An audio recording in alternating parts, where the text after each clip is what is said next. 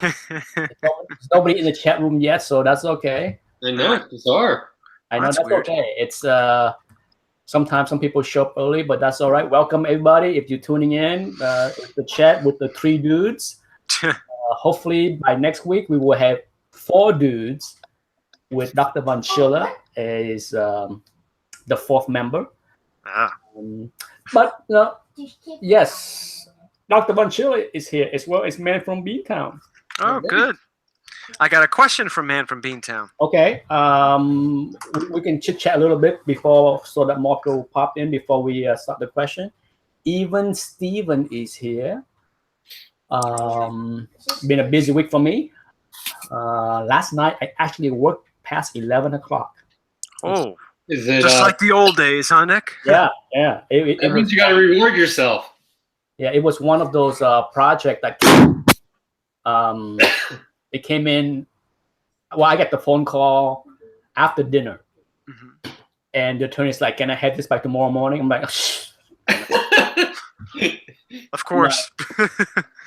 I'm like, "Yeah, it will take about 5 hours, but I guess I can get it done." So I worked from 7 to 11 last night.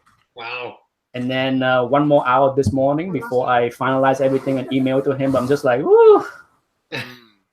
Like the good old days. In the good old days, between 2000 and 2005, I worked to 11, 6 nights a week. Oh wow! I was just about to ask you, like, how long was a normal work day for you back in your heyday? I worked about 80 plus hours a week. It was insane. It was insane. How'd you do it? Most startup. That's what happened, because it's just so many things to do. And yeah, you weren't married back then either, right? But the money was good. I'm not gonna complain. I would be working 80 hours a week if I was not making $400,000 a year. But the thing is, what I learned is there is a diminishing return, right? Like if I work 30 hours a week, I might make $300,000 a week, a year, right? But if I work twice the amount of hours, I only make like additional 100 because you become less efficient. You just make more mistakes, and you had to double check, triple check yourself, and so there's a fine line between productive and diminishing return. That's what I told my staff too for a long time. I told them, sure, we all want to make more money, but trust me, been there, done that. Agreed.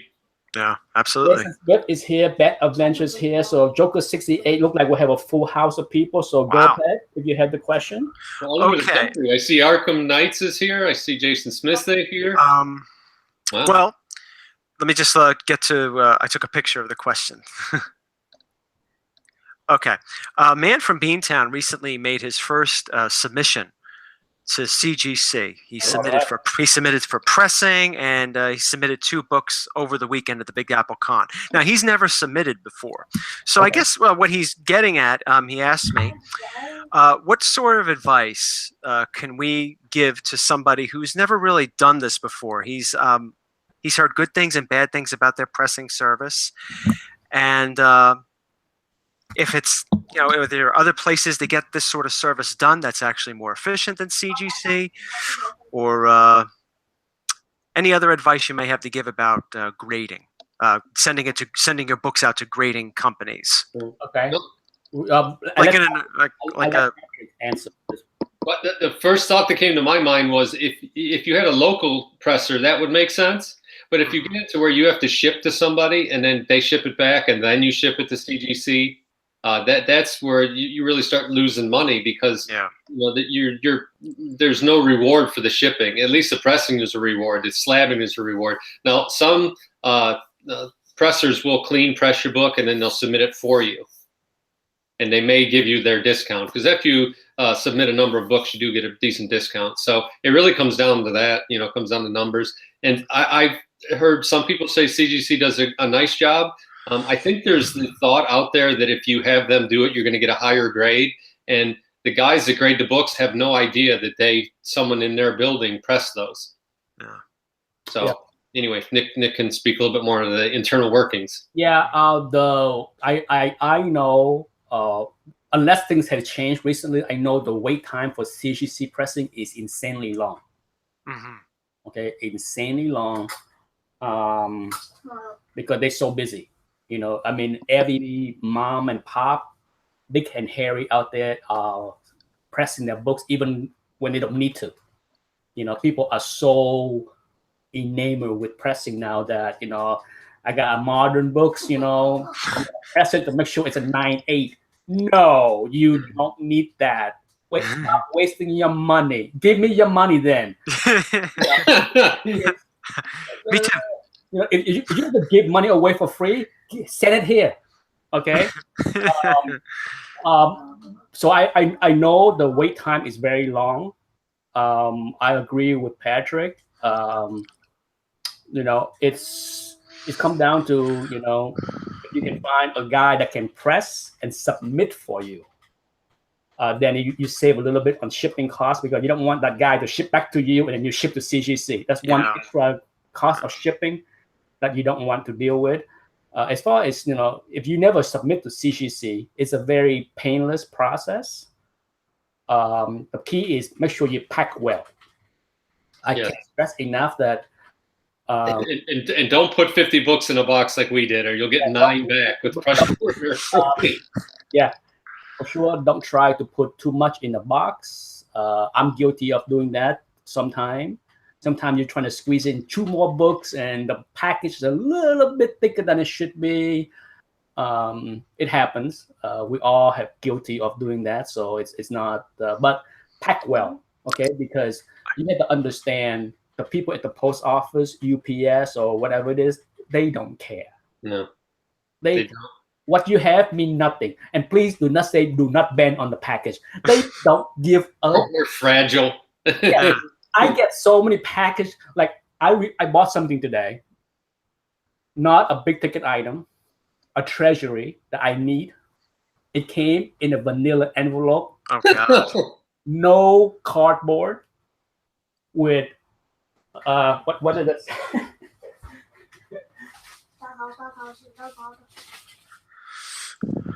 Right here. Oh jeez. Do not bend. It saved it, Nick. Yeah, oh yeah, it That worked. Yeah.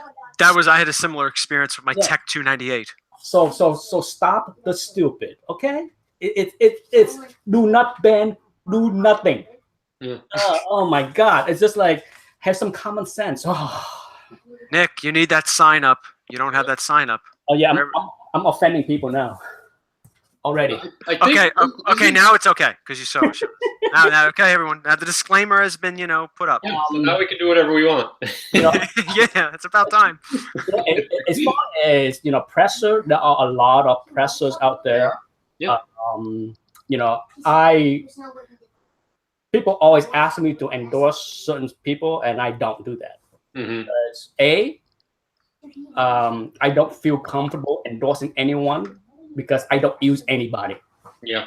So it's not fair for me to say use this guy. How the hell do I know if he's good or not? Yeah. I don't. Just because he can press a book does not mean he can press every book. Anyone that understands pressing know that every book requires a certain nuance. Yeah. So I don't care. These are different. What's wrong on the book needs it. Some guys don't dry clean, so they'll go ahead and press your book, and they end up pressing that dirt into it further. Correct. Oh, wow. Some guy. That's why the thing is, if the book is dirty, yeah, you do not want to press it right away because you will press the dirt, the pebbles, the dead bugs. Yeah, seriously, all of that. I have seen books with dead cockroach pressed deep into the cover. I'm like, it's fossilized. It's fossilized. It's sanitized now. Yeah, it's almost like when you find bugs in amber from the prehistoric era. It's just a comic book version of it. So yes, I think so for me, I would say it's nothing wrong with sending your book to CGC to get pressed or CBCS to get pressed. Yep. Better. Sure, the guy at CGC would claim that they are better. Trust me, I know some of those guys, and they think they are God gifted to comic book. Okay, one in particular I can think of. Yeah, they. Oh, and his underlink thing the same. Yeah, yeah. Just like, that guy can press that book to 9.6. I can press to 9.9. You know. You know, the other suggestion I'd make to Man from Beantown, you know, he has a lot of cons up there. So there is one guy that does all of that. He dry cleans, he presses, and he'll submit for you. And I see him at a lot of the shows, and I know him. I've seen his work. I think he does great work. You know, if Mike and I didn't do our own thing, I'd probably use the guy. So what I can say is find someone maybe that's close to you so that maybe you can hand books off to them.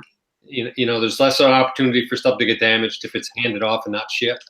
You know, if Patrick and his friend moved down to Sarasota, we would start a pressing company. Yeah. Okay, we Green can Amigos pressing. we will open an office right across the street from CC. They have empty office spaces right across the street. You can walk across and submit If your books to us, and we'll walk them across the street. And we're done with it. it will cut down on gas, mailing, and shipping damage. We can just walk right across the street. So Patrick, your retirement is not moving anywhere else. Just pack up. Tell your wife you're moving to Sarasota. So Mike, we'll head on down. We will get a whole bunch of panini presser. You know, we'll line them up. I like to use the George Foreman drill. It puts a nice waffle effect on the books. It gets all the moisture out. It does. All the grease runs out, just like in the commercial. And we will take over the pressing world by storm. Okay. You're gonna put CGC out of business. Well, at least the pressing One part. thing to be careful of too, though, is to tell them Just like sometimes guys will get a press or they'll watch a few videos and they'll get those presses like you get on Amazon, and they'll crank the temperature up too long. They'll leave the book in too long, and they're really damaging books. And I've seen books at shows now that I know were pressed by people that didn't know what they were doing, and they've ruined them. And you can't untan a book. Yeah. Ooh, yeah. the only thing that I would caution against any company that provides, whenever someone asks me, like, you know, should I use this company or that company, I'm usually say I don't have an opinion.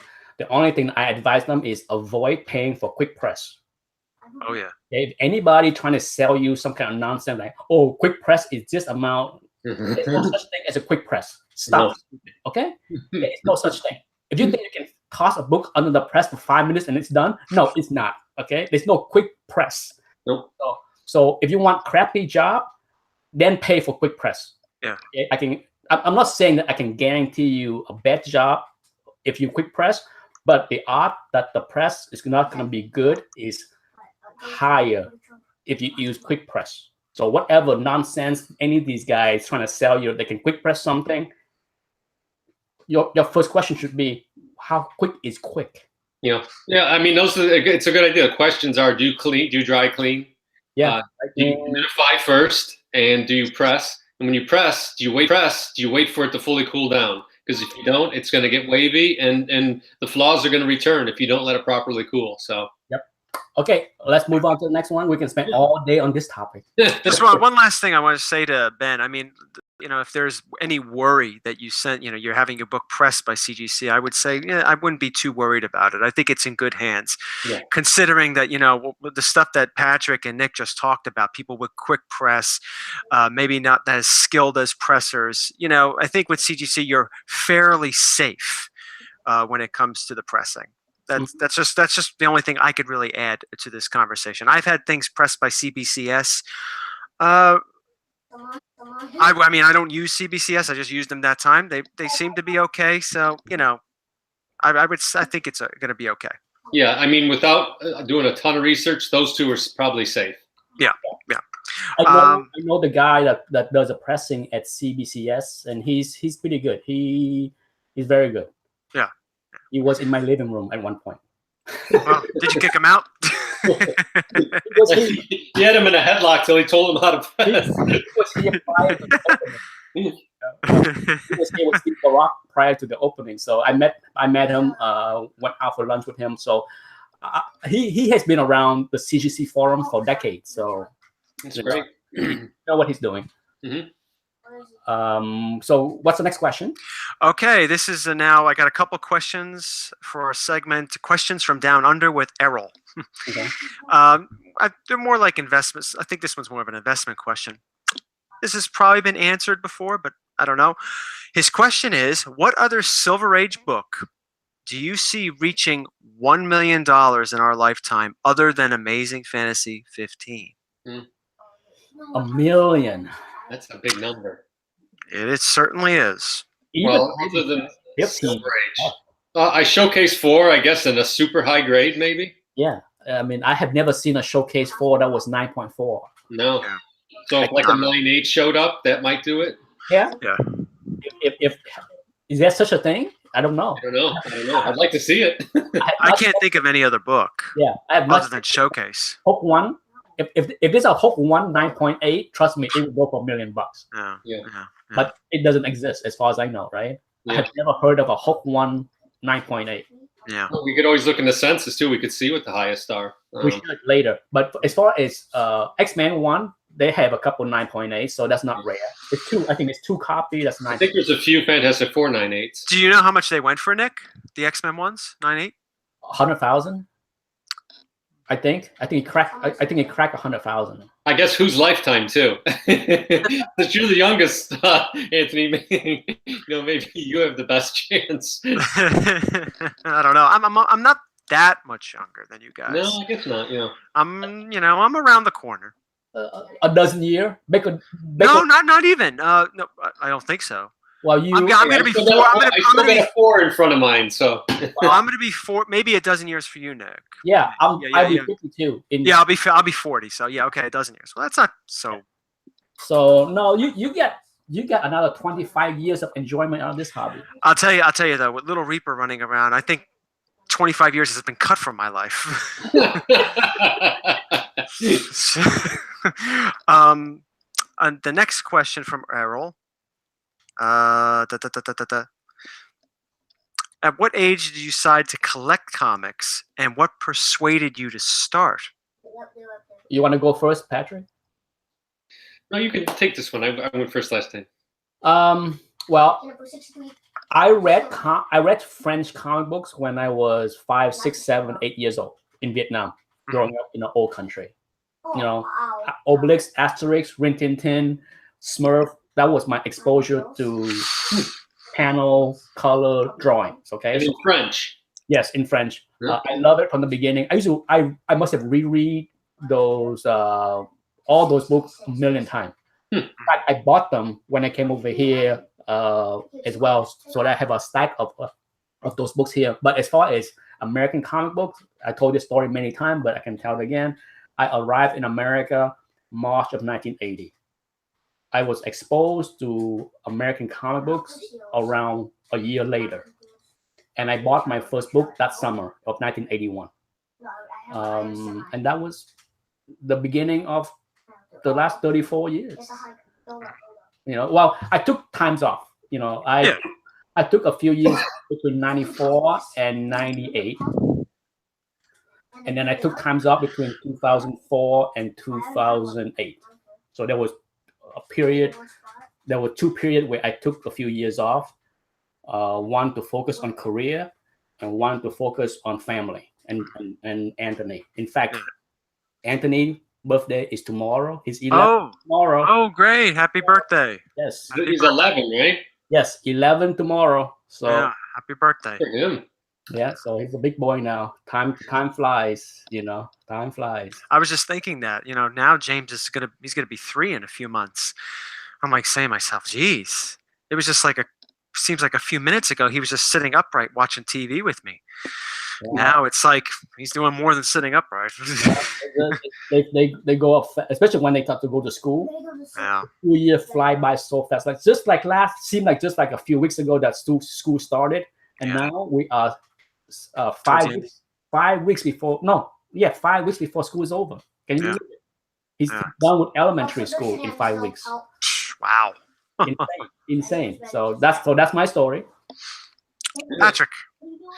All right, so that there was a 2-parter, right? What was the first comic that got us into it, and then how did we get our books? Was that the question? It is. Oh, when did you decide to collect comics, and what persuaded you to start? All right. It was the summer of 1974. My brother's a couple years older, and my cousin's a year older than me. He brought some books down, and I have a video on it. And the first comic I ever saw was Swamp Thing #7.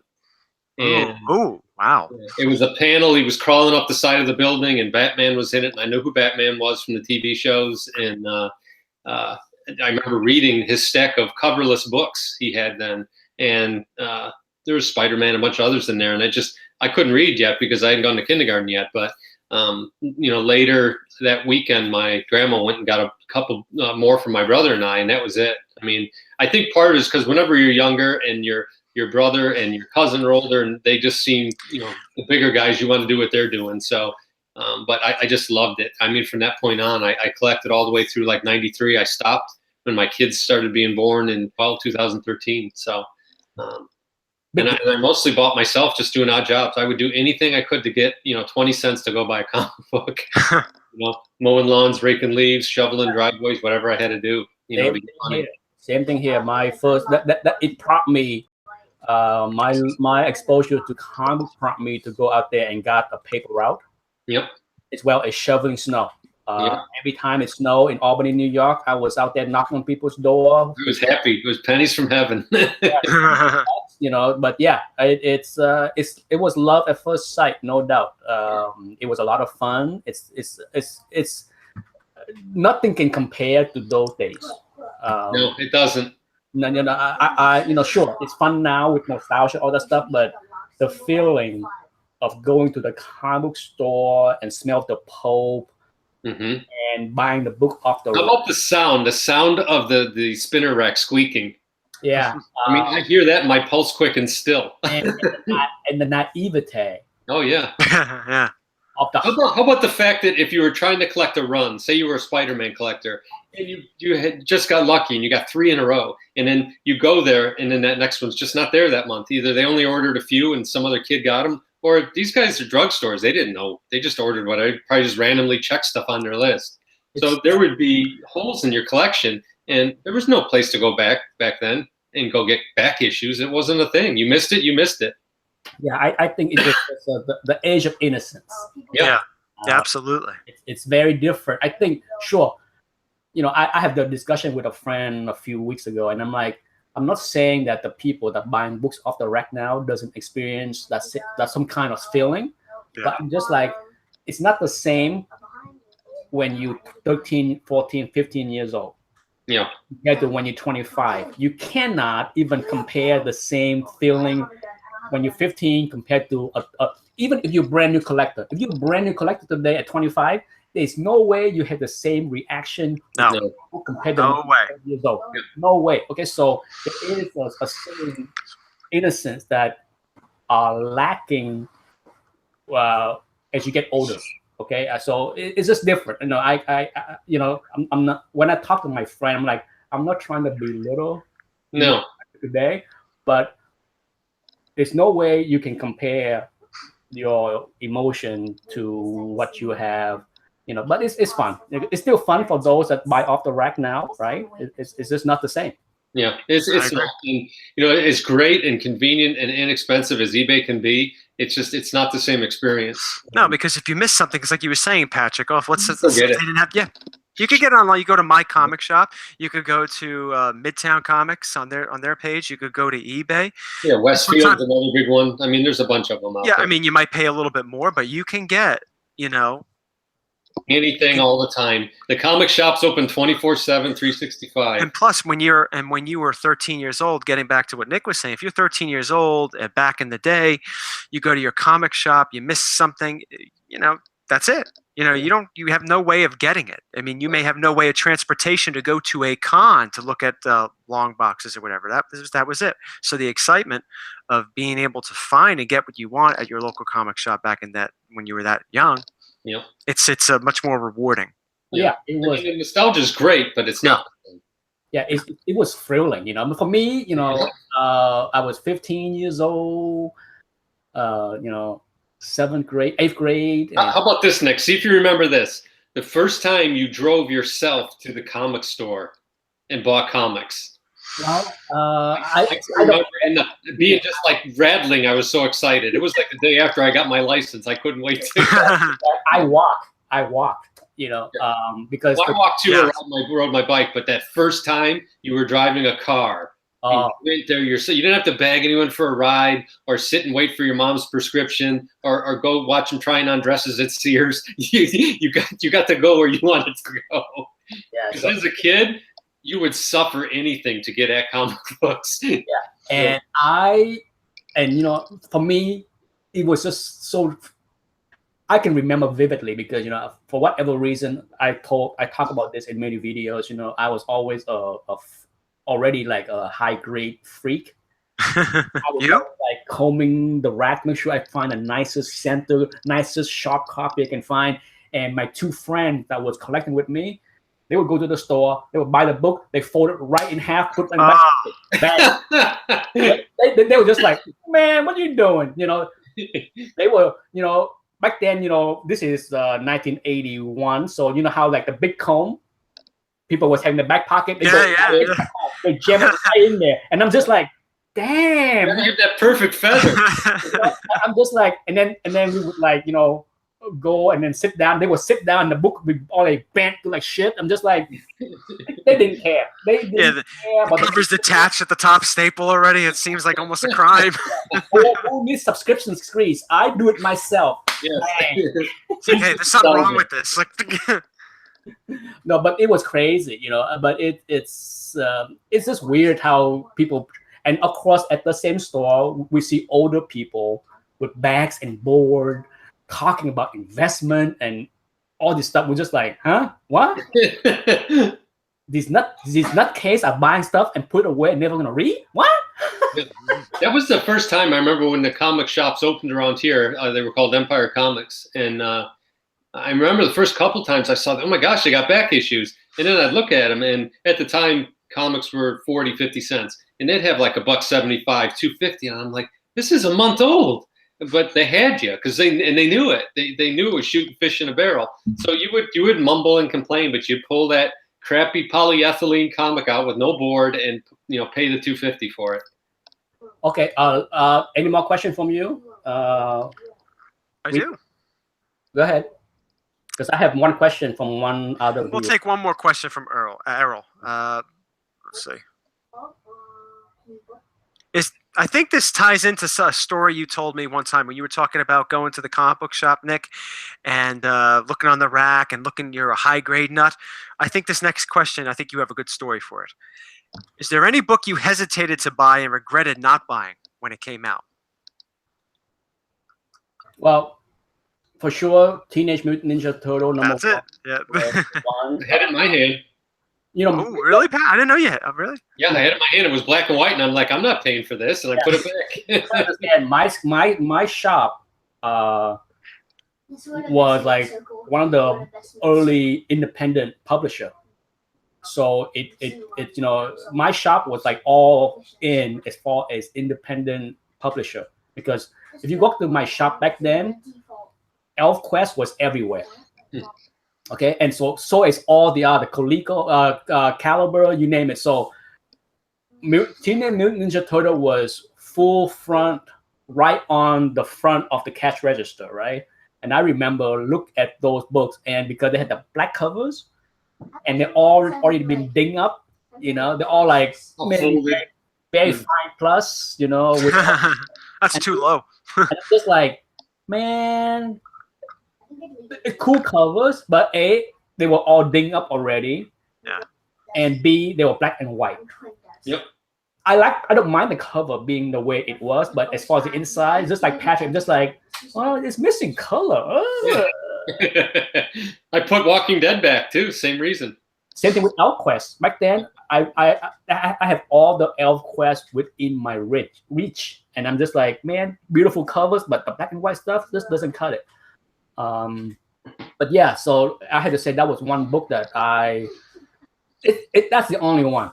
I can tell you, there's nothing else on that wall that I yearn for. You know, back in those days, what I yearned for was Bronze Age X-Men.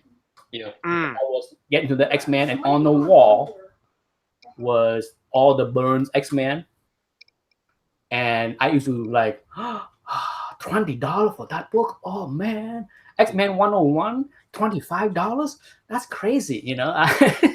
X-Men 94 back then too. 94 was always the bigger book than Giant Size 1. Yeah, it was like $50 or something like that. I mean, that was the book everyone wanted. That and 129, Spider-Man and 129. Those are the two books.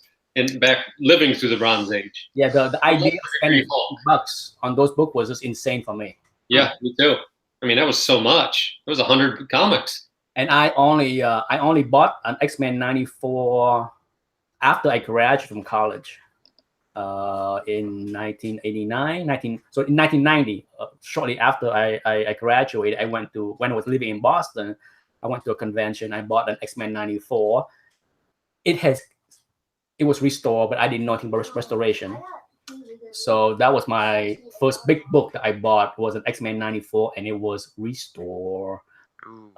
So yeah, that's my first big buy was an X-Men 94. Nice. By big buys, I mean north of $50. Before that, I did buy a bunch of X-Men Bronze books for like $20 here and there.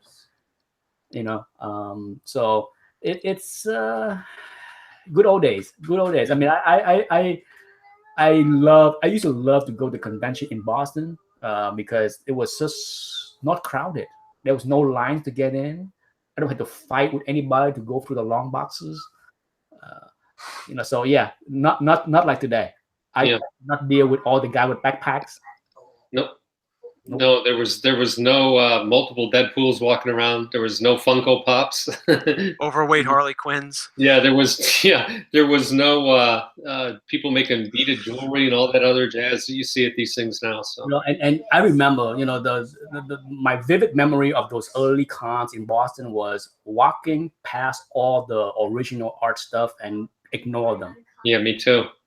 I'm disgusted with myself because there was all kind of Kirby stuff for $50 and just like, hey, who need that Captain America 100 page 7 for $50? I'm buying that X-Men 94 for $80 restoration. That's what I want. Dumb asses.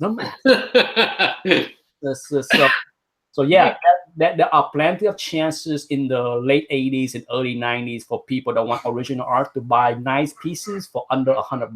Yeah, but you know something though, that the same story could be said probably in the early 70s. So many people had the opportunity when going to those conventions to maybe get an Action 1 for maybe what, $500, $200, and pass it up like, oh my God, $500 for this? No way. I want to get something else. I want to make sure I get Marvel Superheroes number 18.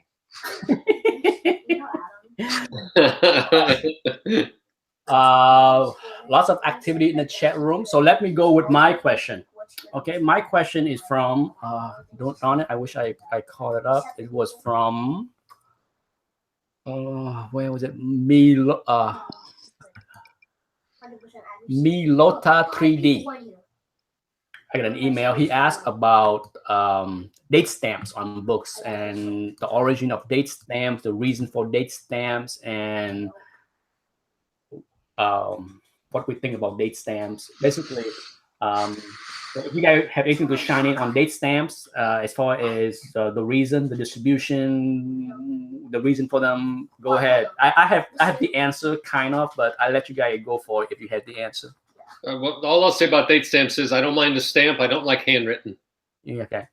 Yeah, I'm not as knowledgeable on why date stamps are on there, but my opinion on them has certainly changed over the past 4 years. Originally, I was like, oh, I don't want to get a book that has that on it. It's writing on it.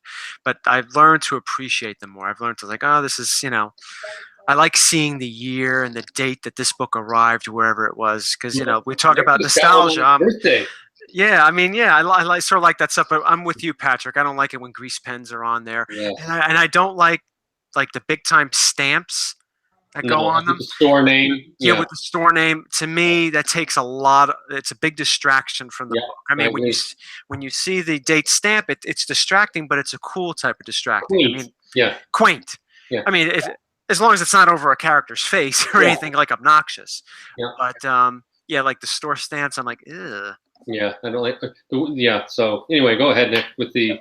Well, the part of the question was, but the person asked, was the stamp put on by the purchaser or the collectors? And you got to understand, comic books back in prior to the 80s, even maybe the 70s, it was not a collectible items. Okay, it's just newsstands. It's things that it's disposable entertainment. Yep. So defacing them, writing something on them, put a grease pencil or date stamp, whatever, is not a big deal. People are not gonna freak out. Oh, you ruined a perfect mint book. Nobody cares. But back then, you can return for refund things that you didn't sell. So there are a certain amount of time. Okay, one of the things that people always get confused, like, how come a book with a certain date? For example, like this Spider-Man 194, the date is July, okay? How come the book says July here, but the date stamp is April or May something, right? If it's a stamp. Because the book came out usually almost 3 months before this, because there are a 3 months time, roughly 3 months, where a book can sit there before it can be returned. Yep. Okay, so store used to write the date that they put the book out for sale so that they know when they can return it.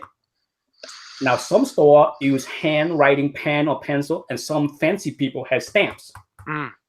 Now, the question is, then how come some 60s and 50s and 40s and don't have the stamps, and some do? Guess what? If you are a stand are hot, where kids are snatching up the book so quickly, are you gonna waste your time putting stamp on that thing? Nope. You're gonna sold out after 2 days. Yeah. Any books that was on a New York City corner, they didn't date stamp those. So yeah, I mean, it's common sense to think that, hey, if you run a hot stand where most of your books sell out, or even let's say if 90% of your books sell out, or even 85% of your books sell out, would you spend hours stamping these books? Hell with that, right? That's also where the tear comes in too, because they didn't have to return the whole book to get credit. They just had to take the cover. Yeah. So what happened was, in the old days, you return unsold portion for rebates. But after a while, that become too heavy and too cumbersome. So publisher say that you can just rip the top part, the top 1/3, the title, like so newsstand would rip off a stack of the top cover to get a refund, and then after a few years of that, they said, the hell with that. That isn't too much hassle. Just take our word for it. That was the beginning of the end of newsstand, because once you say just take our word for it, newsstand dealer was lying. Newsstand dealers start to like lying. Yeah, I got 400 books come in. I only sell 50. I need rebate for 350. That's the end of newsstand, and that's when direct marketing, direct sales had to be introduced, because people had the distributors had to figure out a way to get the it's just too hard to take return and not guarantee. It's but like I said, you can read more about direct a very good website to read is go to My Hire. Oh yeah. Chuck has a very good write-up of the history of direct market and how he and other people in this hobby was instrumental in changing the distribution model. You can read up. I don't need to go into explaining that, but that's why date stamp exists. Now, why does date stamp different from the date that the book was supposed to be on sales? Just because a box of books are dropped at the newsstand, it might take a day or two, depending on how lazy the guys are, right? I mean, he's not going to sit there and stamp the book right away. Ooh, I'm going to get 2 cents off these books. Come on, you got to understand, the books sell for 10 cents or 15 cents or 12 cents or whatever it is. He's not going to be all up in priority to stamp the goddamn thing the same day. So if he needs to eat a sandwich, he will eat a sandwich. Because sometimes the stamp a day or two later than they should be. not a big deal, you know. But but that's the reason. It's just not a priority whatsoever. People forgot that up until the 70s, these are 15 cents a book. With the margin they're selling, it's a nickel. Yeah. Even in the 70s, a nickel is shit. Let's get it straight, okay? A nickel is not going to buy you much, even in the 70s. Not even a fruit pie. Yeah, so don't think that this is some kind of high priority for the seller. It's not. It's shit. Any more questions, Anthony, or did we answer them all? Well, let me see. I think I do have another question from Errol. Yep. Let's see. Okay, this one seems interesting. I think, and this is his last one. What was the most heart-pounding purchase you ever made, and how did you feel afterwards? Wow. You can go first, Patrick. No, I know which one Nick's gonna say. I know you wrote a 5-pound check for that one. How about you, Anthony? You can go too. Light. I mean, I've never really bought. I have valuable books, but I didn't. I bought them a long time ago. So I guess recently I bought Avengers 4. That was a good one too. Yeah, I mean that was exciting. I made the offer and the guy came back within 10 minutes. So I mean, it seemed like an hour, but it was 10 minutes. You were live, I think, when I was doing it, right, Anthony? I was texting at the same time. I think so. I think so. I think I had you and Mike on. And then this week, you and Nick remember, I tried to make a purchase this week, and it kind of disappeared, and I still don't know what happened yet. But yeah, I'm thinking it was a private sale. Yeah, I think that sometimes people contact them or somewhere outside. Maybe he has a store. People know, like, hey, I'll give you this, and you don't have to pay fees. I've bought in collections over the time that I couldn't wait to give the guy the money and run out of his house with the stuff. I mean, we've all had those moments where you're going through and you don't want to pull out 2 or 3 books because you found something that's really good. And if you pull those 2 or 3 books out, he might wise up. So you say, yeah, I'll give you $300 for all of this. His eyes get big and he's like, great. And then you grab the box and you run. Get out of Dodge. I've had those a few times, but anyway, go ahead, Nick. I think I know what you're going to talk about here. I would say I will go with something that's I give you 2. Okay, the first heart-pounding, hand-sweating was when I bought my X-Men 1 9.0 in 2003. Mm-hmm. Now, why is that such tough one? Because before that, that's when I got scammed out of the other X-Cop. I bought an X-Men 1. And I received an empty box. I told a story where I got scammed and eBay and PayPal rule against me because they say I'm lying because I did receive the book and blah blah blah and Oh jeez, I don't remember that story. Yeah, it's in one of my earlier videos. I'll check it out. But I bought a book, and my mistake was I learned a lesson. But what happened was the box arrived. I was not there to sign it. It was just sitting there on the door. I opened it. It was an empty box. I contact eBay and PayPal. This is before eBay owned PayPal. And as well as UPS, the shipper. Okay? And to make the story short, all 3 ruled against me. Oh, God. And I was heartbroken, but you gotta understand, in 2003, I was making $500,000 a year, so losing $5,000 is not a big fucking deal. Okay, but hold that sign up. It sucks. To be honest, it sucks, but it's a week's work. Yeah. So I can be honest about that because I lost 5 times that much in one bet trade. So it's like, okay, so to make up for that. Well, when that happened, I'm just like, man, I'm gonna buy another copy and call it quit for the hobby because I was so angry. I was more angry with eBay and PayPal and UPS for accusing me of lying and cheating than losing the 5,000. Because I'm just like, are you kidding me?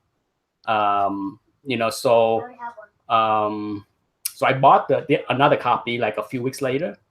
and that was when it was nerve wracking. Because I'm just like, don't make it twice.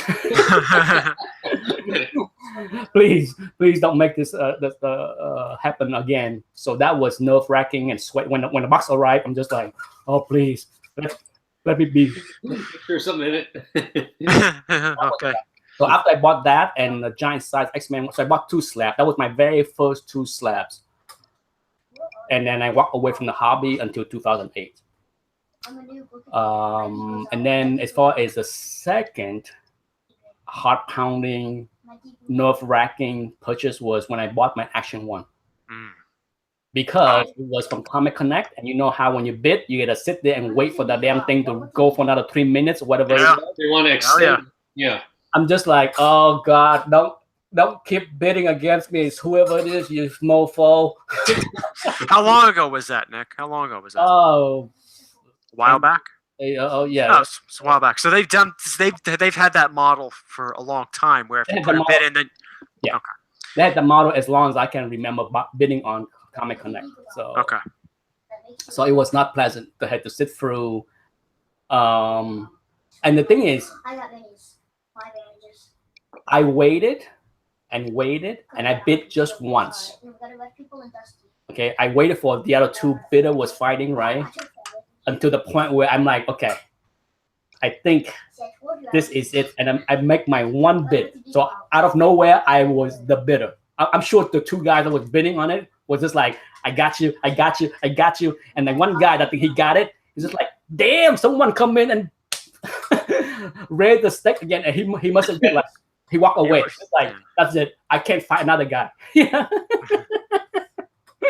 So it was nerve wracking, but it was, and then the crazy thing was when the FedEx truck arrived. This is how amped. You ran out in your bathrobe. No, when I was so amped up for this book that when the FedEx truck arrived and missed me because I was out doing something, I chased it down. I drove. I drove. You see Nick in the rear view. He's running. I missed it, and I remember I went out for something. I came back and I saw the tag on the door. I'm just like, get back in the car. I know exactly where the path of the FedEx bus was. I was like, I zip around the corner, go 4 or 5 blocks, chase it down, stop the truck, show my ID, give me my fucking book. Give me Stop it, police. I'm just like, give me my book. You're not taking that book back to the office. It's mine. How long did it take for them to ship it? Because Comic Connect, sometimes it takes a couple weeks for them to get it out of inventory. So was that the case too back then, or was it something that was shipped pretty fast? It was shipped pretty fast. Yeah, okay. Because when you buy something that big, they're not. Yeah. When you're paying. Let me get it out of inventory. Let me go look for it. It's not like they have a bunch of those. They want to collect the 10% on that real quick too. It's not, let me ship out this book and get $5 minimum commission on this thing. But it was So that's my 2 story. It was crazy. The thing is, the FedEx driver know me. Okay, so it's not as if like I think he broke protocol to stop the truck in the side of the road and let me take the package. Doesn't you do that thing like your big brother used to do to you, let you get about 5 feet and then pull up? That's my run in with that book because I was so amped up all weekend. I just got this weird image in my head. Nick running after the truck, and he turns into the T-1000 where his arms turn into like liquid. And he's climbing the truck, trying to get in, and he's using like knives to stop. Yeah, it's but it's fun. It's a good time. But I have a lot of palm sweaty moment with the hobby because when you buy a great deal or you get a great book, it doesn't have to be a great deal, but when you get your hands on a great book that you've been looking for a long time, it's excitement. It still is today. No doubt, the hobby is still a lot of fun. The chase is what we all yearn for, right? No doubt, it's still fun to be able to find something that you've been looking for a long time. Yeah. Agreed. Dr. Von Schiller is still mad at Comic Connect. I don't blame him. That was a raw deal he got.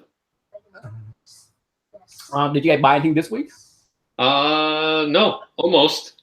I tried to. Not the one that you emailed me yesterday. Yeah. It's gone? But it didn't sell. Oh. But it's not there anymore. So I sent the guy a message because after I sent him and asked him for more pictures, he put more pictures up, and then he also turned it into an auction. So I was just like, no, that's not what I wanted. And then no one bid on it because the starting price was just too high to start an auction. The auction ended, or the auction still run? No, he has other books he put up at the same time. They're still running. Oh, okay, so it's still there. Okay. Well, no, he pulled it. It's not listed anymore. Oh. Yeah, and I looked at watch count. There's no sale. So maybe what Anthony said, someone messaged him or saw it somehow and got a hold of the guy and made him an offer. Probably what happened.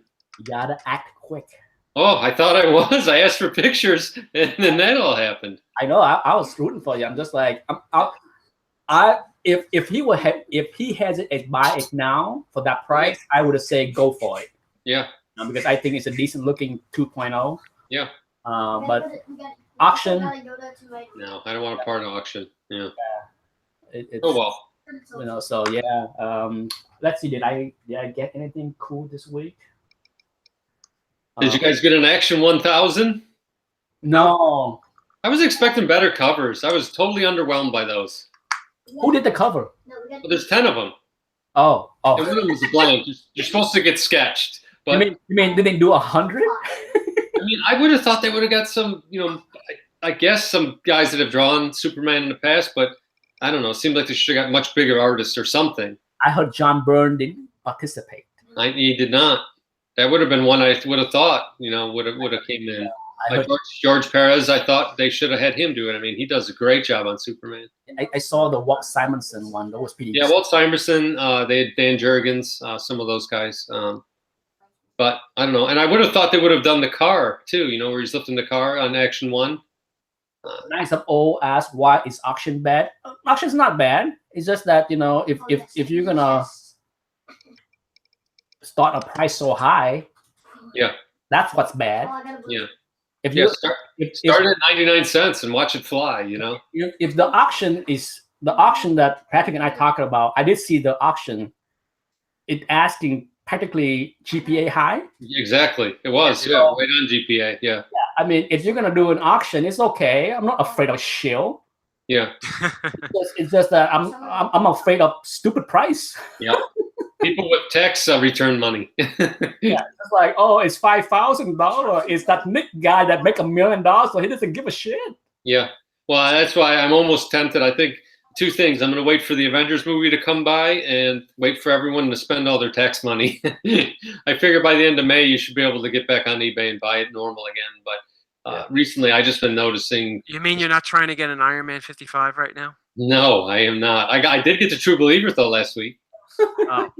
That's enough for me. I had realized I hadn't read that story since I first read it all those years ago. Yeah, I must have missed out on that one. It's not great, I don't think, but I reread it. Well, speaking of which, I shot a X-Men video for sale. Oh, okay. I talked last week about my comic shop. Okay, so I talked to my comic shop, understand the system. It's not as simple as it look to consign stuff there. Okay, it's kind of a pain in the buttocks. Because they have a separate website called We Buy Comics. Not We Love Comics. We Buy Comics. Don't get those two confused. Yeah. So you go there, and then there you can see all the books that they are willing to let you consign. Oh.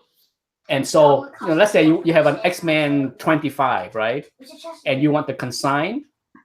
A, there will be a minimum grade. Like they would say, minimum 3.5 or 4.0. Otherwise, they're just going to offer you cash or trade, And then, of course, they have to do the grading. So it's not simple. So you know how strict they are at grading. Just because I think, so a lot of the books that I want to consign to them are in the 5 to 6 range. I got one of them. But the way they grade, they will give it a 4, right? So I'm just like, then if that's the case, then those books won't meet the consignment minimum range. So it's not so simple. So I'm just like, okay, about half of the books meet the minimum requirement to be consigned, and the other half will not meet the thing. So those are not those are the books that did not meet the requirement. I shot a video. I will shoot probably 2 or 3 more. I was trying to sell like 10 books at a time. But maybe I need to make an announcement. Okay, God forbid that some people miss out on the sales and like all bent out of shape. Oh my God. Then if they're that worried, they should click your bell so they get an announcement. Here's the first time that you hear this on the channel. Yes. Click on the subscriber, click on the bell so you get notifications. No, they all say smash that subscription button because they're cool. They're cool and hip, man. Make sure you thumbs up too. With their limp millennial wrist. If Hitting that subscribe button in the 2 hands. you want special discount, Patreon me, okay? Give me some money. SJW. Yeah, for every $1 that you Patreon me, I give you discount for $1. So it's net a win. But I probably will load that sales video since not everybody watch the live chat. I probably make a video tomorrow, say that, okay, the sales video will go up Sunday. Okay.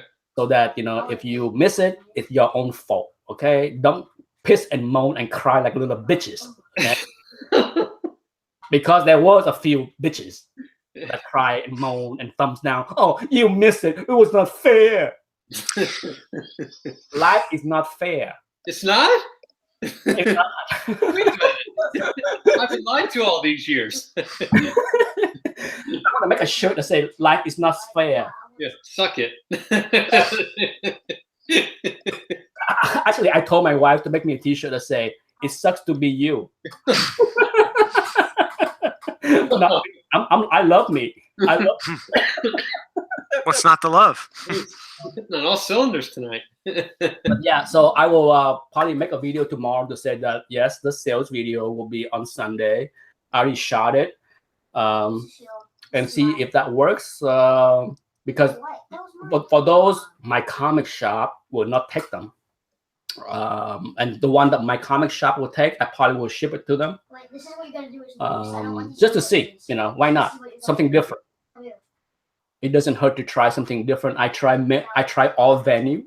Yeah, and if it works out great, then with what you have going on in the next 6 months, that would be great. Yeah, because I have tried Instagram, I have tried CGC board. I refuse to be on Facebook. Refuse. And as far as consigning to Comic Link or Heritage or Comic Connect, I've done everything. So the only place left that have not been tapped is my comic shop. Nice. So that will be the thing I will do.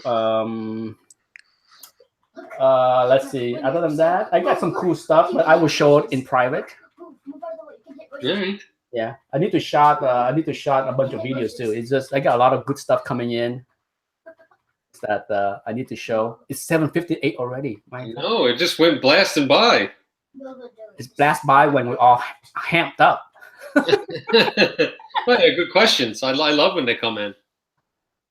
Yes, if you have more questions, feel free to email any of us. And if you don't like the answer, don't ask. Just ask again. That's what people do with you, right, Nick? Yeah. Ask the same question until they get the answer they want. Exactly. If you don't use different email addresses. Yes. Asking because the answer will change. Yes. It changed in that the answer will be more hostile. Did I already answer this question? Huh? I'm going to ask your opinion on something, but I really don't want your opinion. I just want you to agree with me. Yeah. How about that one? Information. Okay. I love those questions where it's not a question. I just wanted to confirm what I like. Yes. To make myself feel better about a purchase. Oh, good heaven. Good heaven. All on the movie front. A lot of buzz about Steven Spielberg and Black Hawk. Yeah. I'd be real worried about it. You know, let me put this way. If you are still on that train, as far as hot book alerts and movie, good luck to you. I don't know what to say because I got off that train a long time ago. what does Black Hawk has to do with anything? As far as super, that's like me wishing and praying for people to make Sergeant Rock movie. Please, Exactly. we need Saving Private Ryan remake with Sergeant Rock in it. Yes. You know, because that's gonna make all my war book more valuable. That's why I knew the ship had sailed for me ever getting a Deathlock movie once RoboCop came out. Once that happened, I knew, well, they're not going to do this now. You know, that goes that. But yeah, so have you guys got tickets for Avengers? I do.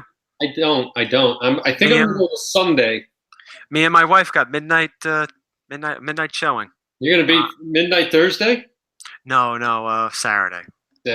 Well, as of today, the tickets that I want is still available. So tomorrow I'm going over to the movie theater to buy my 3 tickets for Saturday, 11 a.m. Mm-hmm.